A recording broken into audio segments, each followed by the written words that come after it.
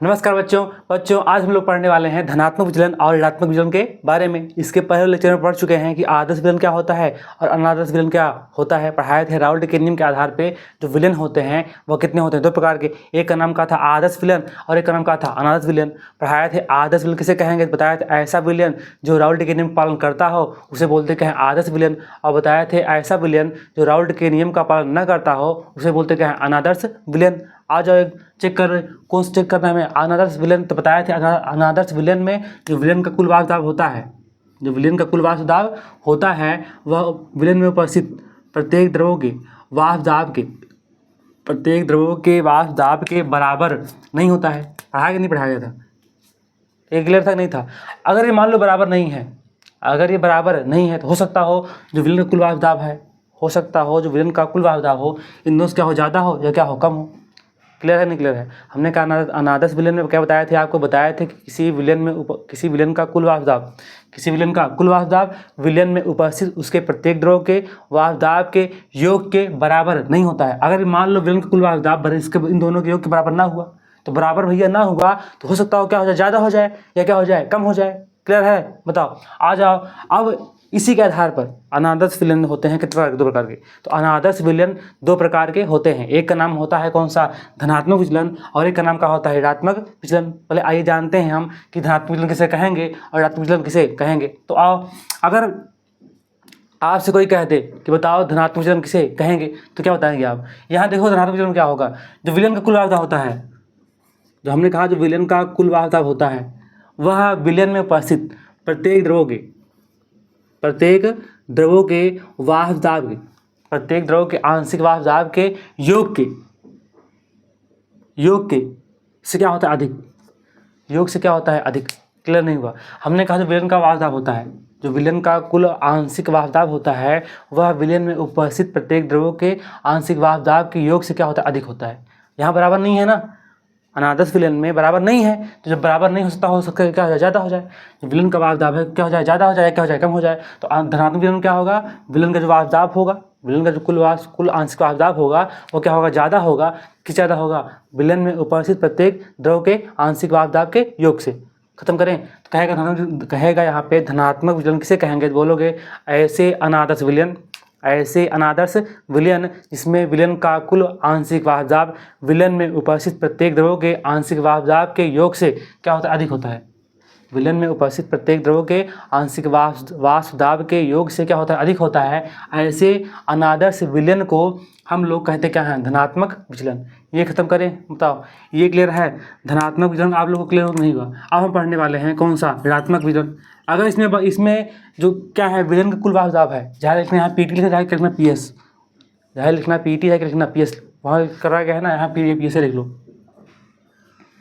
कोई दिक्कत है, खत्म करें, बताओ ये किसका वाष्प दाब है, विलन का।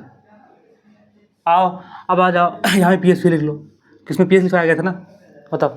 अब आ जाओ यहाँ पे, हमने कहा यहाँ पे जो विलन का कुल वाष्प दाब रहेगा, विलन का यहाँ पे जो कुल आंशिक वाष्प दाब रहेगा वो क्या हो जाएगा, ज़्यादा। यहाँ पे क्या हो जाएगा, कम। सीधे बात है भाई, यहाँ हो गया ज़्यादा। हमने कहा यहाँ क्या था, बराबर था, बराबर नहीं था, तो बराबर नहीं था, हो सकता हो विलन का कुल वाष्प दाब क्या हो, ज़्यादा हो जाए या क्या हो जाए, कम हो जाए। तो यहाँ तो क्या हो गया, ज़्यादा, तो यहाँ क्या हो जाए, कम। तो बन गया ये भी बन गया कि ऐसे अनादर्श विलयन जिसमें विलन का कुल वाष्प दाब विलन में उपस्थित प्रत्येक अवयव के आंशिक वाष्प दाब के योग से क्या हो जाए, कम हो जाए। विलन में उपस्थित प्रत्येक द्रव के आंशिक वाष्प दाब से क्या हो जाए, कम हो जाए। तो ऐसे अनादर्श विलयन को हम लोग कहते क्या है, ऋणात्मक विचलन। हम लोग क्या कहेंगे, ऋणात्मक विचलन। ये क्लियर नहीं हुआ। अब ये क्या है, ये क्या चीज़ है, देखो बच्चों, अगर इस साइन का मुंह जिस तरफ का खुला रहे वो क्या होगा, बड़ा, और जिस तरफ बंद है वो क्या होगा, छोटा। जैसे देखो इस तरफ ये क्या खुला था, नहीं खुला था, तो क्या हो गया था, बड़ा, और इस तरफ बंद था तो क्या हो गया, छोटा। अब बताओ यहाँ कहाँ खुला है, किस तरफ, इस तरफ, तो ये क्या है, बड़ा, ये क्या है, छोटा। तो यहाँ हमने कहा विलन का जो क्या होगा, वाष्प दाब होगा, विलन का जो कुल क्या होगा, वाष्प दाब होगा, वो क्या होगा, कम होगा। वो क्या होगा, कम होगा। किससे कम होगा, विलन में उपस्थित प्रत्येक द्रव के आंशिक वाष्प दाब के योग से। क्लियर है नहीं क्लियर है। तो ऐसे अनादर्श विचलन क्या बोलेंगे हम, ऋणात्मक विचलन। खत्म करें, चलो फिर से एक बात सुन लो, कहेगा हमने कहा कि जो अनादर्श विलन होते हैं कितने प्रकार होते हैं, 2 प्रकार के। एक कौन सा होता है, धनात्मक विचलन, और एक होता है आपका ऋणात्मक विचलन। कहेगा धनात्मक विचलन किसे कहेंगे, तो बोलना ऐसे अनादर्श विलन जिसमें विलन का कुल आंशिक वाहक दाब विलन में उपस्थित प्रत्येक द्रव्यों के आंशिक वाहक दाब के योग से क्या होता है, अधिक होता है। क्या होता है, अधिक होता है। तो ऐसे अनादर्श विलयन को हम लोग कहते क्या हैं, धनात्मक विचलन। क्लियर है, अर्थात पीएस बड़ा होगा किससे, पीए प्लस पीबी से। यहाँ पीएस क्या है, तो पीएस यहाँ पे है विलयन का कुल आंशिक वाहक दाब। कहेगा यहाँ पीए क्या है, तो पीए किसका है, विलयन में द्रव ए का वाहक दाब। पीबी क्या है, विलयन में द्रव बी का आंशिक वाहक दाब। खत्म करें, आ जाओ। कहेगा ऋणात्मक विचलन किससे कहेंगे, ऐसे अनादर्श विलयन जिसमें विलयन का कुल आंशिक वाहक दाब विलयन में उपस्थित प्रत्येक द्रव्यों के आंशिक वाहक दाब के योग से क्या होता है, छोटा होता है। तो ऐसे अनादर्श विलयन को हम लोग ऋणात्मक विचलन कहते हैं। खत्म करें, बताओ क्लियर हो नहीं हुआ। अब यहाँ पे हम और बताए थे कि यहाँ पे एक चीज़ और होगा कि जो को क्या होगा, जो पीए होगा वो यहाँ बताए थे पीए बराबर नहीं होगा, किसके बराबर नहीं होगा, पी नॉट ए एक्स ए के पढ़ाया गया है। और बताए थे पी बी बराबर नहीं होगा, किससे नहीं होगा, P not B X B के। ये भी तो नहीं था पहले, पी बी बराबर नहीं होगा किसके, P not B X B के। तो यहाँ क्या होगा, पी ए होगा वो क्या होगा, बड़ा होगा किससे, P not A X A से, P not A X A से। और जो पी बी होगा वो भी क्या होगा, बड़ा होगा किससे, बड़ा होगा P not B X B से। क्लियर है, यहाँ जो यहाँ बड़ा रहेगा तो यहाँ क्या रहेगा, छोटा रहेगा। जो पी ए रहेगा वो क्या होगा, छोटा होगा किससे होगा, P not A X A से। और जो पी बी रहेगा वो भी क्या होगा, छोटा होगा किससे होगा, P not B X B से। खत्म करें, जल्दी बताओ। तो बताओ पहले परिभाषा क्लियर हुआ नहीं हुआ, ये बताइए। पहले परिभाषा क्लियर हुआ, पहले लिखना है क्या लिखना, परिभाषा दोनों की, उसके बाद ये लिख देना पूरा कि पी एस बड़ा है किससे, P A plus P B से, पी ए बड़ा है किससे, P not A X A से, पी बी बड़ा है किससे, P not B X B से। और यहाँ पे लिख देना, पहले लिखना क्या, पहले लिखना आप ऋणात्मक विचलन की परिभाषा, फिर लिख देना पी एस क्या है, छोटा है किससे, P A plus P B से, फिर पी ए छोटा है किससे, P not A X A से, पी बी छोटा किससे है, पी नॉट बी और एक्स बी से। ये क्लियर नहीं हुआ। अब हम लोग पढ़ने वाले हैं धनात्मक विचलन और ऋणात्मक विचलन में अंतर। क्लियर है, चलो और स्टार्ट करते हैं। तो बच्चों पहला अंतर हम लिखवा चुके हैं पहले ही कि धनात्मक विचलन में पी एस जो होता है बड़ा होता है किससे, P A plus P B से। और पी ए क्या होगा, बड़ा किससे होगा, P not A X A से। और पी बी बड़ा किससे होगा, P not B X B से। यहाँ जाओ, जबकि ऋणात्मक विचलन में पी एस क्या होगा, छोटा होगा किससे होगा, P A plus P B से। पी ए क्या होगा, छोटा होगा किससे होगा, P not A X A से। और पी बी क्या होगा, छोटा होगा किससे, छोटा होगा P not B X B से। पहला क्लियर होगा नहीं हुआ। अगला आ जाओ, पॉइंट नंबर 2। वहाँ पे हम बताए थे अनादर्श विलयन में अगर दो द्रवों को आपस में मिलाया जाए, अनादर्श विलयन में अगर दो द्रवों को आपस में मिलाया जाए तो कुल आयतन परिवर्तन का मान 0 के बराबर नहीं हो रहा था। तो अगर कुल आयतन परिवर्तन डेल्टा वी का मान अगर 0 के बराबर ना हुआ तो हो सकता हो कुल आयतन क्या हो जाए, ज़्यादा हो जाए, या हो सकता हो कुल आयतन क्या हो जाए, कम हो जाए। हो सकता हो कुल आयतन क्या हो जाए, ज़्यादा हो जाए, या कुल आयतन क्या हो जाए, कम हो जाए। तो आओ स्टार्ट कर दो। यहाँ किस में बताए थे, अनादर्श विलयन में। तो बोलोगे किसमें, धनात्मक विचलन में। जब दो द्रवों को आपस में मिलाते हैं, तो कुल आयतन परिवर्तन 0 से क्या होता है, अधिक। 0 से क्या होता है, अधिक। और 0 से बताओ अधिक क्या आता है, धनात्मक। 0 से क्या आता है, अधिक। 0 से अधिक क्या आता है, धनात्मक। वहाँ बताए थे अनादर्श में क्या बताए थे, अनादर्श में बताए थे कि डेल्टा वी का मान 0 के बराबर नहीं होता। पढ़ाया गया था, कहाँ पढ़ाया गया था, अनादर्श विलयन में पढ़ाया गया था। अनादर्श विलयन में जब दो द्रवों को आपस में मिलाते हैं तो कुल आयतन परिवर्तन 0 के बराबर नहीं होता। जब 0 के बराबर नहीं होता तो हो सकता हो क्या हो जाए, बड़ा हो जाए, या क्या हो जाए, छोटा हो जाए। तो यहाँ क्या हो जाएगा, बड़ा हो जाएगा। किससे बड़ा हो जाएगा, 0 से। तो बोलोगे धनात्मक विचलन में जब दो द्रवों को आपस में मिलाते हैं तो कुल आयतन परिवर्तन 0 से अधिक प्राप्त होता है। अर्थात डेल्टा वी का मान का मिलता है धनात्मक, डेल्टा वी का मान का मिलता है धनात्मक, क्योंकि 0 से अगर चलोगे बड़ा नंबर तो क्या आता है, प्लस। खत्म करें, जाओ यहाँ पे। अगर यहाँ हो गया कुल आयतन परिवर्तन क्या हो गया, अधिक हो गया, 0 से क्या हो गया, अधिक। तो यहाँ कुल आयतन परिवर्तन 0 से क्या हो जाएगा, कम। यहाँ पे कुल आयतन परिवर्तन 0 से क्या हो जाएगा, कम ऋणात्मक विचलन में। तो बच्चों बोल देना कि ऋणात्मक विचलन में जब दो द्रवों को आपस में मिलाते हैं तो कुल आयतन परिवर्तन 0 से कम प्राप्त होता है। अब बताओ 0 से कम मतलब क्या हुआ, डेल्टा वी क्या होगा, छोटा होगा, किससे होगा, छोटा होगा, 0 से। अब बताओ 0 से छोटा नंबर क्या आता है, ऋणात्मक। आता है ना -1 -2 -3, तो यहाँ पे कुल आयतन परिवर्तन क्या मिलेगा? कुल आयतन परिवर्तन का मान क्या आएगा? ऋणात्मक। कुल आयतन परिवर्तन का मान क्या आएगा? ऋणात्मक। बताओ दूसरा क्लियर हुआ कि नहीं हुआ? दूसरा बोले हैं कि धनात्मक विचलन में कुल आयतन दो द्रव्यों को आपस में मिलाने पर कुल आयतन परिवर्तन 0 से अधिक प्राप्त होता है, अर्थात डेल्टा V का मान क्या होगा? बड़ा होगा, किससे होगा? 0 से, अर्थात डेल्टा V का मान क्या आता है? धनात्मक। जबकि ऋणात्मक विचलन में दो द्रव्यों को आपस में मिलाने पर कुल आयतन परिवर्तन 0 से कम प्राप्त होता है, अर्थात डेल्टा V का मान ऋणात्मक क्या होता है? प्राप्त होता है। अब सुनो, अगर आपको अनादर्श विचलन याद है, पूरा याद है तो इसमें कोई दिक्कत है नहीं। अब बताओ, अनादर्श विचलन बताए थे, अनादर्श विलयन में बताए थे कि हम जब अनादर्श विलयन में दो द्रव्यों को आपस में मिलाते हैं तो उससे न तो ऊर्जा का क्या होता है? ह्रास होता है, और ना ही ऊर्जा क्या होता है? उत्सर्जन होता है। मतलब न तो ऊर्जा अवशोषित होती है, ना ही ऊर्जा अवशोषित होती है, और ना ही ऊर्जा कहाँ बाहर निकलती है, अर्थात वहाँ पे कुल एंथैल्पी 0 के बराबर नहीं थी। वहाँ पे कुल एंथैल्पी का मान 0 के बराबर नहीं था। पढ़ाया कि नहीं पढ़ाया गया था? अगर यहाँ पे कुल एंथैल्पी का मान 0 के बराबर ना हुआ, अगर कुल एंथैल्पी का मान 0 के बराबर ना हुआ तो क्या होगा? हो सकता हो डेल्टा एच मान क्या हो जाए? बड़ा, या डेल्टा एच मान क्या हो? छोटा। हमने कहा हो सकता हो डेल्टा एच का मान हो जाए बड़ा, या हो सकता हो डेल्टा एच मान क्या हो जाए? छोटा। तो चलो आओ स्टार्ट कर दो। यहाँ बोलोगे पॉइंट नंबर 3 कि अनादर्श विलयन में जब दो द्रव्यों को आपस में मिलाते हैं तो ऊर्जा का होता क्या? अवशोषण। ऊर्जा का होगा अवशोषण। अगर ऊर्जा का हुआ अवशोषण तो डेल्टा एच का मान मतलब एंथैल्पी का मान क्या होता है? बड़ा होता है। किससे बड़ा होता है? 0 से। हमने कहा धनात्मक विचलन में जब दो द्रव्यों को आपस में मिलाते हैं तो ऊर्जा का होता क्या है? अवशोषण। ऊर्जा क्या होता है? अवशोषण।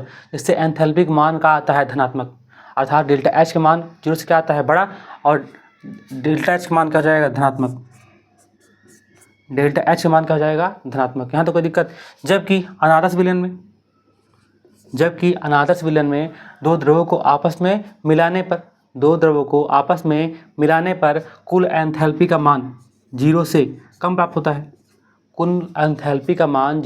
कम प्राप्त होता है। अर्थात डेल्टा एच का मान प्राप्त क्या होता है? ऋणात्मक। बताओ 3 पॉइंट क्लियर नहीं क्लियर है? बच्चों बताओ 3 पॉइंट क्लियर नहीं क्लियर है? तीसरा पॉइंट क्या बोला हमने? तीसरा पॉइंट हमने ये बोला कि किसमें बोले हम कि धनात्मक विचलन में दो द्रव्यों को आपस में मिलाने पर कुल एंथैल्पी का मान 0 से अधिक प्राप्त होता है, अर्थात इसमें ऊर्जा का होता क्या? अवशोषण। अर्थात डेल्टा एच का मान क्या होता है? बड़ा होता है। किससे बड़ा होता है? 0 से, अर्थात डेल्टा एच का मान क्या आता है? धनात्मक। जबकि ऋणात्मक विचलन में दो द्रव्यों को आपस में मिलाने पर ऊर्जा का होता क्या? उत्सर्जन। मतलब ऊर्जा जो होती है बाहर निकलती है, और ऊर्जा बाहर निकलेगी तो डेल्टा एच का मान क्या होता है? 0 से छोटा होता है, अर्थात डेल्टा एच का मान क्या आता है? नेगेटिव। खत्म करें। अब आ जाओ चौथा पॉइंट में क्या बताया गया था? किसमें? अनादर्श विलयन में बताया। चौथा पॉइंट अनादर्श विलयन में कि जब अनादर्श विलयन में क्या होता है कि ए द्रव के मध्य जो क्या होता है? आकर्षण बल, और बी द्रव के मध्य जो क्या होता है? आकर्षण बल, उसका मान बराबर नहीं होता है ए बी अणुओं के मध्य आकर्षण बल के। अगर बराबर ना हुआ तो हो सकता है क्या हो जाए? ज़्यादा हो जाए, या हो सकता है क्या हो जाए? कम हो जाए। तो ही बन गया। यहाँ क्या हो जाएगा? ज़्यादा हो जाएगा। किसमें? इसमें।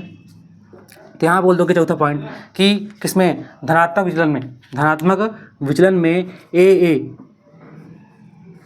विचलन में ए अणुओं के मध्य आकर्षण बल, बी अणुओं के मध्य आकर्षण बल, ए अणुओं के मध्य आकर्षण बल और बी अणुओं के मध्य आकर्षण बल से क्या होगा? छोटा होगा या बड़ा होगा? क्या होगा? बड़ा होगा, अधिक होगा। किसके मध्य? विलयन में उपस्थित ए बी अणुओं के मध्य आकर्षण बल से। क्लियर है नहीं क्लियर? सुनो बोले।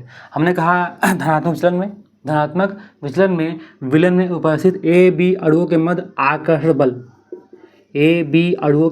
आकर्षण बल का मान अधिक होगा। किससे?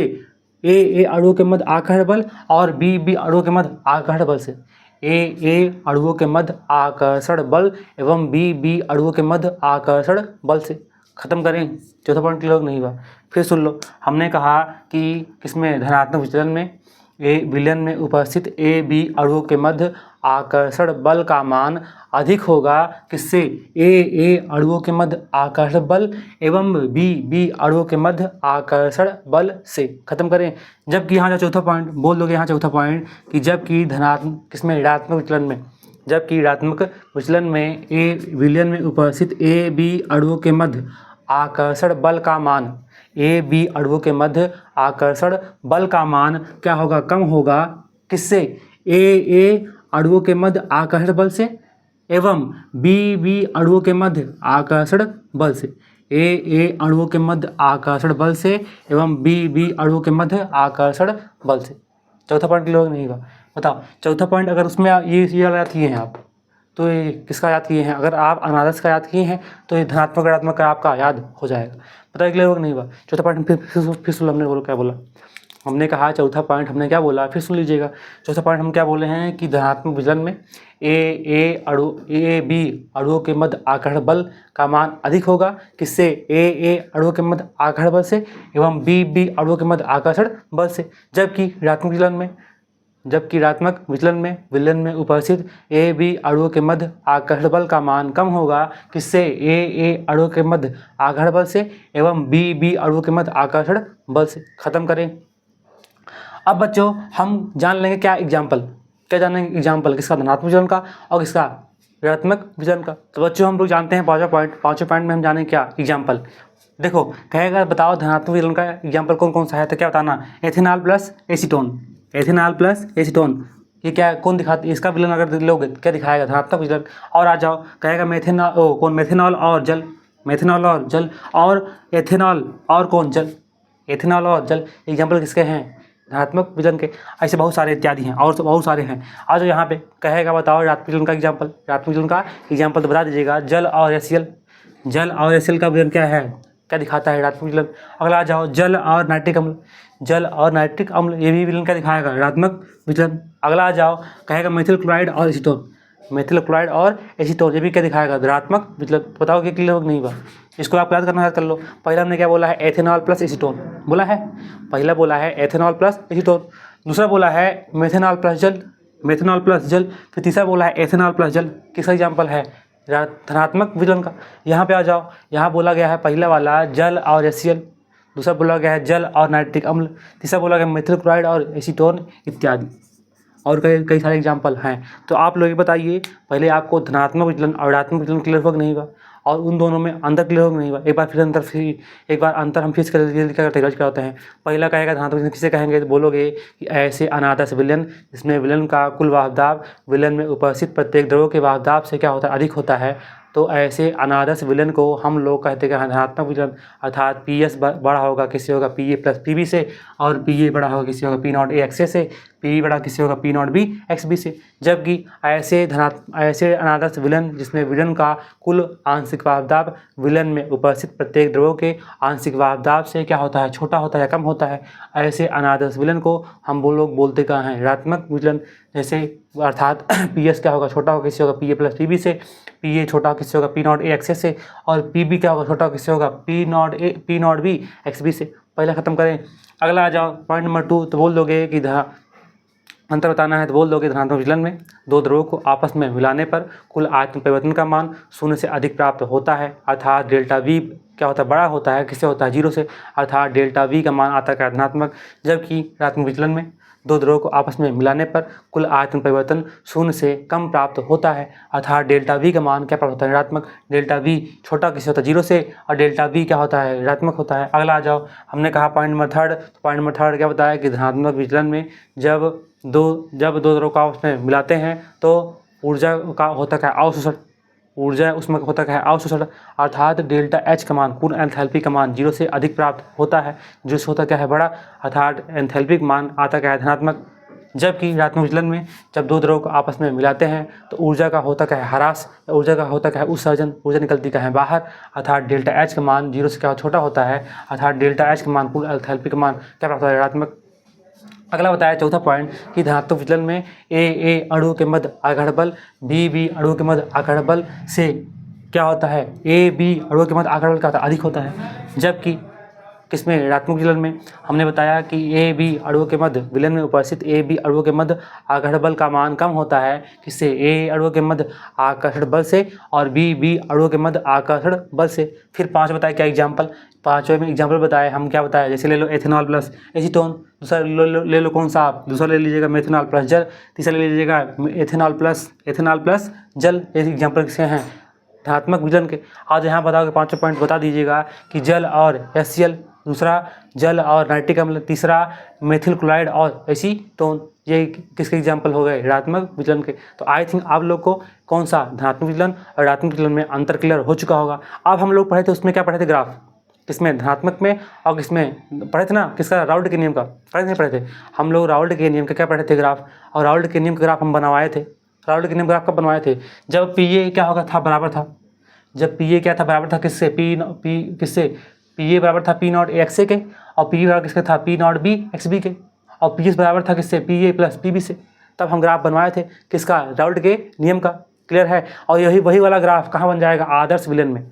जो वही वाला ग्राफ है कहाँ बन जाएगा, आदर्श विलयन में। आप बताए थे किसमें, अनादर्श विलयन में ग्राफ बनाना होगा। तो अनादर्श विलयन में होता क्या, यही पोजीशन होता है।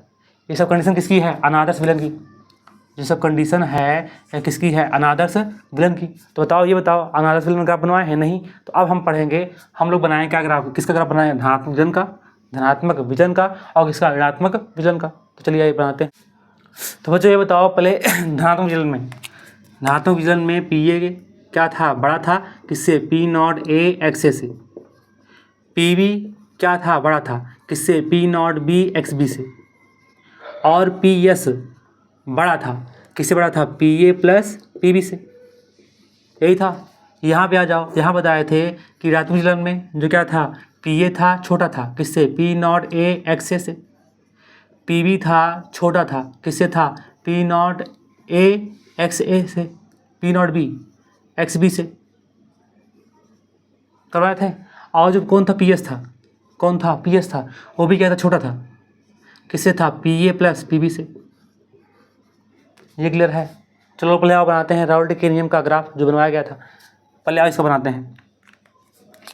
हम बताए थे, हम लोग ग्राफ बनाए किसमें थे, मोल अंश में और आंशिक वाहक दाब में। किसके नियम से, राउल्ट के नियम से। चलो बनाओ। हमने कहा था यहाँ क्या था, XA का मान 0 के बराबर नहीं था, करवाया गया है। लेकिन XB का मान 0 के बराबर था।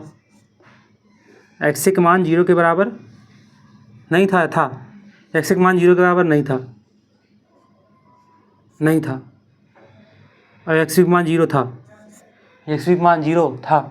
क्लियर है। और यहाँ करवाया गया है इसका मान, यहाँ पे हम जब XA का मान 0 के बराबर नहीं था, जब XA का मान 0 के बराबर नहीं था तो किसका दाब मिला था, यहाँ पे P0 A मिला था। अब इसमें क्या पढ़ा है, B की मात्रा। तो XB का मान 0 के बराबर नहीं हुआ, लेकिन 0 कौन हो गया, XA पढ़ाया गया पहले, 0 कौन हो गया था, XA। तो यहाँ 0 कौन नहीं है, XB। तो यहाँ पे किसका, ये यहाँ पे क्या मिलेगा, यहाँ मिल जाएगा आपका कौन सा, P0 B XB। P0 भी है, P0 भी मिल जाएगा। यहाँ पे XA का मान 0 नहीं है तो क्या मिला, P0 A। यहाँ पे XB 0 नहीं है तो क्या मिल जाएगा, P0 B। क्लियर है। आप पढ़ाए थे कि जब हम इसमें यहाँ XA का मान 0 नहीं है, क्या बढ़ाओगे, B का मान। यहाँ A का मान 0 नहीं है, विलयन में A का अंश 0 नहीं है, क्या बढ़ाएंगे, B। तो जब B बढ़ाओगे, तो जब B बढ़ाएंगे तो B बढ़ते किसका दाब बढ़ेगा, B का दाब किसका बढ़ेगा, B का। तो ये ग्राफ कहाँ पे जाकर मिलता था, ऐसे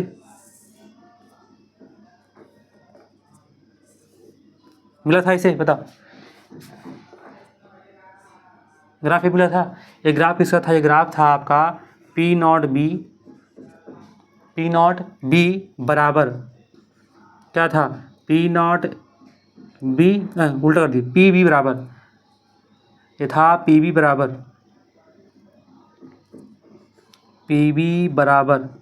P0 B XB था। ऐसे यहाँ करेंगे हम। तो यहाँ किसका मान 0 है XA का, और किसका मान 0 नहीं है, XB का। तो यहाँ किसका एक मात्रा बढ़ाएंगे, तो B की मात्रा बढ़ाओगे, एक मात्रा बढ़ाएंगे तो B की मात्रा क्या होगी, 0 होगी। ऐसे रहेंगे तो B की मात्रा बढ़ाओगे, किसका दाम मिलेगा, XA का। तो ग्राफ मिलता था ऐसे।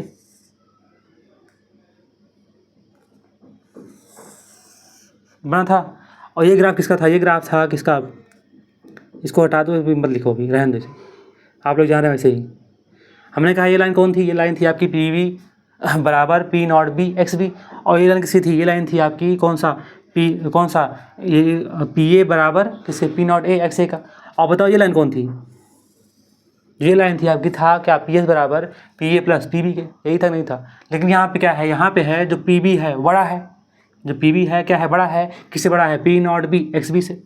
जो पी बी है वो बड़ा है किससे बड़ा है P not B plus X B से। बताओ इसमें कौन लाइन है पी बी बराबर P not B X B, कौन वाला लाइन है, ये वाली है ना। हमें निकालना है क्या है बड़ा है, तो क्या करेंगे हम ये करेंगे, पी बी क्या है बड़ा है किससे बड़ा है P not B X B से। तो ये हो गया पी बी जो है वह क्या है बड़ा है किससे है P not B X B से। क्लियर है। यहाँ आ जाओ, अगले ये पहले वाला कर दिए हम। यहाँ पे क्या है जो कौन है पी ए है वो क्या है बड़ा है किससे है P not A X A से। तो पहले ये बताओ इस वाले ग्राफ में पी ए बराबर हो किससे P not A X A से, कौन था ये वाला, पी ए रहेगा बराबर किससे रहेगा पी नॉट ए एक्स ए के। यहाँ क्या है बड़ा है, अगर होता बराबर तो जाता कौन ये वाला, अगर होता बराबर जाता कौन सा ये वाला जाता ना। लेकिन क्या है बड़ा है तो हल्का सा ग्राफ उड़ जाएगा, जो हल्का सा ग्राफ है क्या कर जाएगा उड़ जाएगा। तो ये बन जाएगा पी ए बड़ा है किससे P not A X A से। ये भी कोई दिक्कत नहीं। बताओ अगला आओ, अगर कहता है पी एस, ये भी खत्म हो गया, पी एस बड़ा है किससे है P A plus P B से।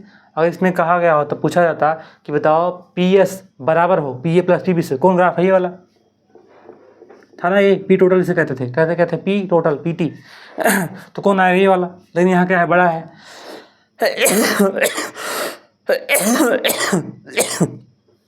यहाँ पे क्या है बड़ा है, तो बड़ा क्या होगा हल्का सा टूट जाएगा ऊपर। ये ग्राफ किसका हुआ, ये ग्राफ हुआ पी एस क्या है बड़ा है किससे P A plus P B से। बताओ क्लियर है। अगर आपको राउल्ट के नियम का ग्राफ क्लियर है, जिसको क्लियर ना हो जाकर पिछले लेक्चर देख के आओ, किसका राउल्ट के नियम का ग्राफ। खत्म करें, ये बन गया नहीं हुआ, ये क्लियर नहीं हुआ। अगला आ जाए यहाँ पे, अगर यहाँ चेक किया जाए तो वही बना दो। एक तरफ क्या मानो एक्स ए का मान 0 के बराबर नहीं है लेकिन बी का मान 0 के बराबर है ना। अब हम किसी मतलब या जो एक्स का मान 0 बराबर नहीं हुआ तो किसका मिलेगा, यहाँ मिलेगा पी नॉट ए। अब हम बिलियन में क्या बढ़ाए एक्स बी की मात्रा बढ़ाते गए, तो बी की मात्रा बढ़ाते गए तो एक्स बी का मान 0 के बराबर नहीं हुआ लेकिन एक्स ए का मान 0 के बराबर हो गया। तो यहाँ पे दाब किसका मिला, यहाँ पे मिला पी नॉट बी का मिला पी नॉट पी। ख़त्म करें। अगर यहाँ पे अगर हम खींचते ग्राफ किसका पी ए वो कौन सा पी बी बराबर P not B X B, तो आती कौन लाइन ये वाली आती कि ना आती।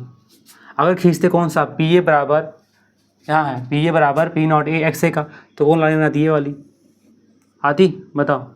अब खींचते कौन टोटल वाला पी एस बराबर क्या हो P A plus P B की, तो कौन लाइन आती है ये वाली। एक किसका ग्राफ राउल्ट के नियम का ग्राफ किसका है राउल्ट के नियम का। लेकिन यहाँ पे कहा है यहाँ पे कहा है जो पी ए है जो क्या है पी ए है वो क्या है छोटा है किससे है P not A X A से। अगर छोटा है यहाँ था बड़ा, यहाँ क्या था बड़ा, जब बड़ा था तो उड़ गया था, और यहाँ क्या है छोटा है, कौन छोटा है पी ए, कौन छोटा है पी ए। तो बताओ पी ए छोटा है, अगर होता पी ए बराबर होता तो कौन लाइन आती ये वाली। लेकिन है क्या छोटा कम है, क्या है कम है, तो कम है तो कौन करेंगे ये वाला कर देंगे ऐसे। क्लियर है। ये बन गया पी ए कम है किससे P not A X A से। अगला लगाओ ग्राफ, अगला कहेगा पहले वाला हो गया। अगर कहा था पी बी बराबर हो P not B X B से, तो कौन आता है ये वाला पी बराबर है किसके P not B X B के। लेकिन यहाँ बोला क्या है पी बी जो है वो कम है किससे कम है P not B X B से। अगर वो ज़्यादा तो बड़ा यहाँ उड़ गया था, यहाँ कर गया था उड़ गया था, उठा था ना ये देखो उठा है। लेकिन क्या है कम है आपकी बात, तो कम है क्या घट जाएगा, तो घटा दो लो।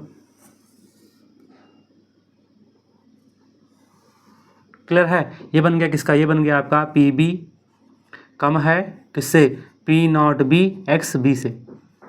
अगला अगर कहा गया होता, ये भी बन गया, अगर कहा गया होता कि पी जो पी एस है वह बराबर हो किससे P A plus P B से, या पी टी बराबर हो किससे P A plus P B के, तो कौन वाला आता ग्राफ ये वाला, कौन वाला ग्राफ आता ये वाला आता कि ना आता बताओ पहले। लेकिन यहाँ कहा क्या गया है पी एस क्या है छोटा है, बिल्कुल कुल दाब जो है टोटल दाब है वो क्या है छोटा है किससे है P A plus P B से। तो जब छोटा अगर होता बड़ा तो उठ जाता, यहाँ है क्या छोटा कर जाएगा घट जाएगा, तो ग्राफ क्या हो जाएगा घट जाएगा। ये किसका बन गया ग्राफ, ये बन गया आपका ग्राफ किसका ऋणात्मक विचलन का। खत्म करें बताओ। तो बताओ आप लोग को दोनों ग्राफ क्लियर नहीं हुआ तो अब बताइए आप लोग को धनात्मक विचलन और ऋणात्मक विचलन में कोई दिक्कत है? अब इसके बाद हम पढ़ेंगे दो चीज़ और। एक पढ़ने वाले हैं किसके बारे में, क्वथनांक के बारे में, और एक क्या पढ़ने वाले हैं हम हिमांक के बारे में। तो चलिए इसको हम कवर करते हैं अगले लेक्चर में। तो बताइएगा आप लोग कि धनात्मक विचलन में और ऋणात्मक विचलन में आपको क्या समझ में नहीं आया। और अगर वीडियो आपको पसंद आया हो तो वीडियो को लाइक दीजिएगा, चैनल को सब्सक्राइब कर लीजिएगा, और वीडियो को आप लोग ज़्यादा से ज़्यादा शेयर कीजिएगा अपने इंस्टाग्राम पे, फेसबुक पे, उसके बाद व्हाट्सअप पे, जहां आप कर सकते हो। और जो आपके आसपास हों, कौन से 9, 10, 11, 12 वाले, उन्हें बता दीजिएगा कि साइंस की बैच क्या कर रही है, साइंस की जो क्लासेस है चल रही है वो पढ़ सकते हैं।